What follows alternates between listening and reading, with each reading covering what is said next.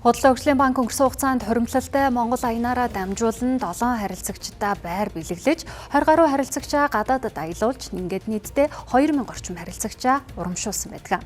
Тэгвэл өнөөдөр хуримтлалтай Монгол урамшуулалт хөтөлбөрийн 2025 оны 3 дугаар сарын азтай 50 харилцагч шагналаа гартаа авлаа. Худалдаа хөгжлийн банкнаас хуримтлалтай Монгол 2025 оны 3 дугаар сарын азтай 50 харилцагчтай шагналыг нь гардуулж өглөө. Түүнчлэн хуримтлалтай Монгол иргэдийг бий болгох зорилгынхаа хүрээнд хялбар хуримтлал үйлчилгээнд 2025 оны 4 дугаар сарын 13-наас 5 дугаар сарын 13-ны дуустал үрждэг сар урамшуулалт хөтөлбөрөө 2 дахь сардаа зарлаад байна.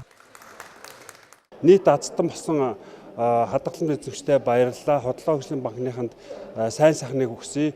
Нийт одоо монголчуудаа уриалахад хуримтлагын аяныг та бүхэн одоо дэмжээч. Хуримтлал гэдэг чинь бол бас нэлээд хэрэгцээтэй байдаг. Тэгээ энэ азтан болсон үнэн байд юм байна. Энэхүү аян маань бол 5 дахь жилдээ засалгүй зохион байгуулж байгаа нийт харилцагчдыг иргэдийг хуримталтай болоход уриалсан санхүүгийн дархлаатай болохыг уриалсан аян байгаа. Мөн бид энэ онд аяныхаа хүрээнд үрждэг сар хэмээх хөтөлбөрийг амжилттай зохион байгуулж байгаа. Тэгээ энэхүү хөтөлбөрийн маань 2 дугаар үе эхэлсэн. Хэрэв та худалдаа хөгжлийн банкны харилцагч биш бол худалдаа хөгжлийн банкны онлайн аппликейшнийг татан аваад маш хурдан хугацаанд үйлчлүүлэгчээр бүртгүүлээрэй. Харилцагч болсны дараагаар мөн худалдаа хөгжлийн банкны аппликейшнаараа дамжуулан хадгаламж үүсгэж үрждэг сар урамшуулалт хөтөлбөрт оролцоорой.